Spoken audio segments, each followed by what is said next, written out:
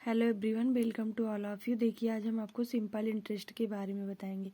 सबसे पहले देखिए साधारण ब्याज का फॉर्मूला क्या होता है। मूलधन गुणे दर गुणे समय बटे 100। ठीक है, और ये हो गया आपका, ये सिंपल इंटरेस्ट हो गया। मूलधन को प्रिंसिपल कहते हैं और रेट को दर कहते हैं। दर हमेशा वर्ष के लिए निकलता है, वार्षिक के लिए। और टाइम हो गया समय, और उसके बाद अपॉन 100। देखिए SI मतलब सिंपल इंटरेस्ट बराबर होता है आपका P into R into T upon 100। उसके बाद A बराबर होता है अमाउंट या मिश्र धन, इसी को कहते हैं, P प्लस SI होता है। उसके बाद क्या होता है, A बराबर क्या होता है, A बराबर इससे भी निकाल, जैसे P प्लस, तो ये SI का फॉर्मूला है, तो P plus P into R into T अगर इस तरह दिया है तो इस तरह, और नहीं तो सिंपल इंटरेस्ट से निकला है तो इससे आप निकाल सकते हैं। तो ये हो गया आपका अपॉन 100। उसके बाद ए इससे भी निकाल सकते हैं, A बराबर P, उसके बाद 1 प्लस आर टी अपॉन 100 से।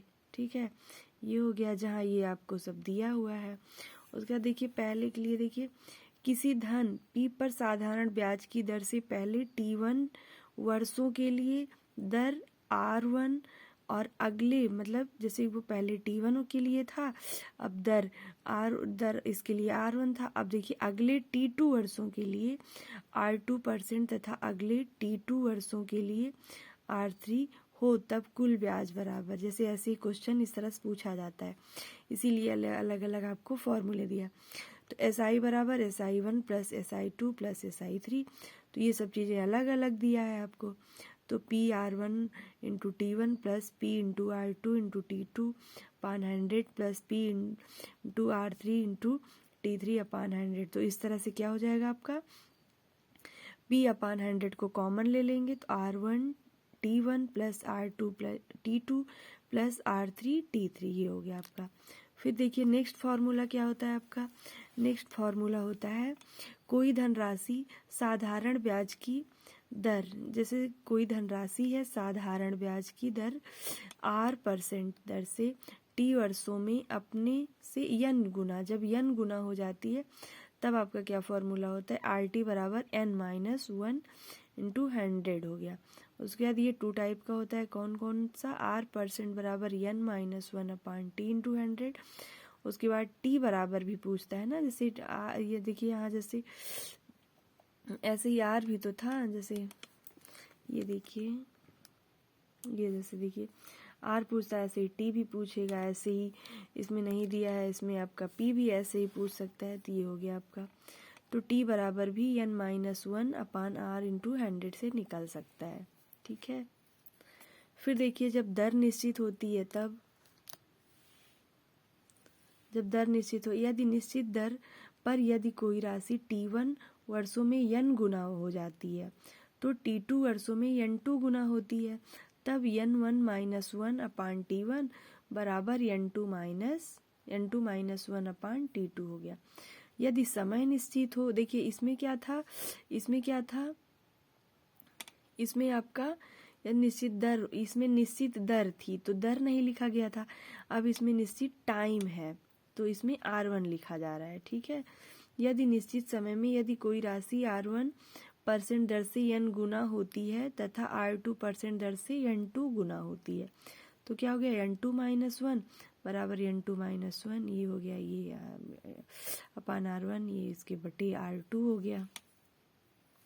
नेक्स्ट क्या है आपका, यदि किसी धनराशि पर प्राप्त साधारण ब्याज मूलधन का n गुना है तथा ब्याज की दर और समय का संख्यात्मक मान बराबर हो, तो ये क्या दे दिया आपका, दर बराबर या रेट बराबर हो गया 10√n% के। ठीक है, ये हो गया। ऐसे ही समय के लिए दिया रहेगा तो समय बराबर 10 इंटू n ईयर्स दे दिया रहेगा। नेक्स्ट क्या है आपका, यदि मूलधन दर और समय में से किसी एक को x गुना कर दिया जाए, मूलधन या दर या समय में से किसी एक को x गुना कर दिया जाए तो प्राप्त होने वाला साधारण ब्याज में वृद्धि अथवा कमी, तो x-1 इंटू 100 हो जाएगा। उसके बाद नेक्स्ट क्या है, यदि मूलधन दर और समय में से किन्हीं दो को क्रमशः x गुना और y गुना कर दिया जाए तो प्राप्त होने वाले साधारण ब्याज में वृद्धि अथवा कमी बराबर यक्स वाई -1 इंटू 100%। ये हो गया।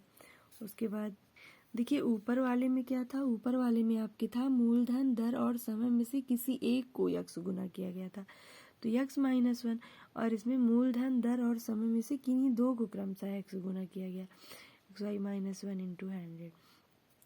उसके बाद देखिए क्या हुआ है, यदि मूलधन दर और समय को क्रमशः एक्स गुना वाई गुना और जेड गुना कर दिया जाए तो क्या होगा, मतलब तीनों को, और तो प्राप्त साधारण ब्याज में होने वाली वृद्धि अथवा कमी, मतलब एक्स वाई जेड किसी में किसी एक में कमी की गई, कमी या वृद्धि, इसमें 2 में, इसमें 3 में। ठीक, यदि कोई मूलधन टी वर्षों में A1 तथा T2 वर्षों में A2 हो जाता है तो वह मूलधन होगा, क्या होगा फॉर्मूला, P बराबर A1 माइनस फिर A2 माइनस A1 बटे T2 माइनस T1। ये हो गया। उसके बाद देखिए नेक्स्ट है आपका, नेक्स्ट में क्या है, यदि किसी मूलधन P को दो भागों जैसे P1 और P2 में बांट कर R1% और R2% की दर से T1 और T2 वर्षों के लिए ये दिया जाता है, तब यहाँ यदि दोनों भागों से प्राप्त ब्याज बराबर हो तब आपका फॉर्मूला क्या होगा, P1 ये हो गया रेशियो में P2 equal to 1/R1T1 ratio में 1/R2T2, क्योंकि बराबर किया गया बस बराबर है। ठीक है, ऐसे ही देखिए दोनों भागों में प्राप्त मिश्रधन जब होगा तब, तो P1 रेशियो P2 में, उसके बाद 1/100 प्लस R1T1, देखिए इसमें मिश्रधन होता है क्योंकि R1T1 और इसमें R1T1 था, इसमें 100 प्लस हो गया आपका, मिश्रधन बराबर है, और उसमें क्या था, इसमें मूलधन बराबर था। ठीक है, उसके बाद रेशियो में 1/100 प्लस R2T2। नेक्स्ट देखिए यदि तीनों भाग से प्राप्त मिश्रधन बराबर हो तो P1 रेशियो P2 ये हो गया P3 बराबर 1/100 प्लस R1T1। ये देखिए ऐसे ही हो गया फॉर्मूला। ठीक है, ऐसे ही देखिए साधारण ब्याज के लिए किस्त का formula, instalment for simple interest A बराबर I प्लस फिर ब्रैकेट में I plus I into R into 1/100 plus I into R into 2/100, ऐसे ही n डैश डैश n के लिए OR इसी को ये भी कह सकते हैं I बराबर 100A/100 into n plus n minus 1/2 into R। ये हो गया इसका वर्तमान योजना के तहत किसमें, इसमें से भी कभी कभी क्वेश्चन पूछा जाता है आपका। देखिए अब हम इसमें से कुछ क्वेश्चन करवाएंगे आपको। देखिए सबसे पहले आप ये जानिए कि जो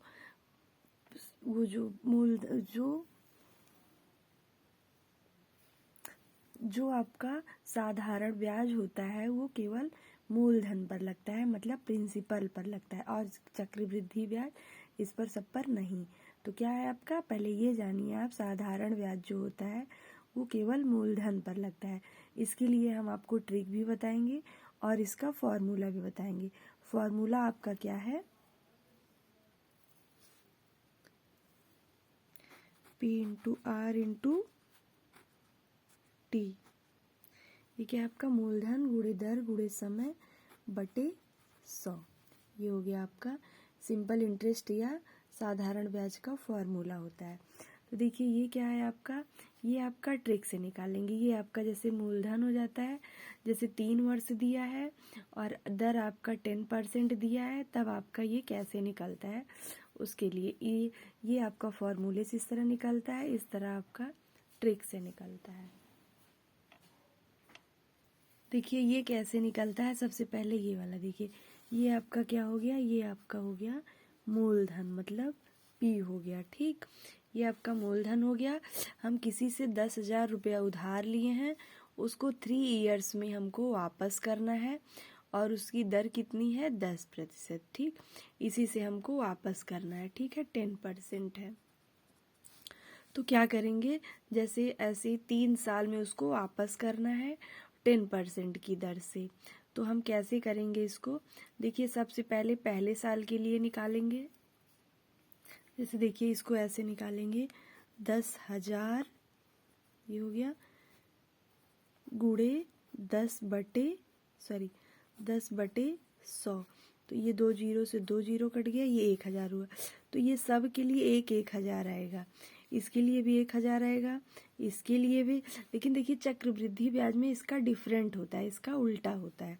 इसमें भी देखिए 1,000 आएगा।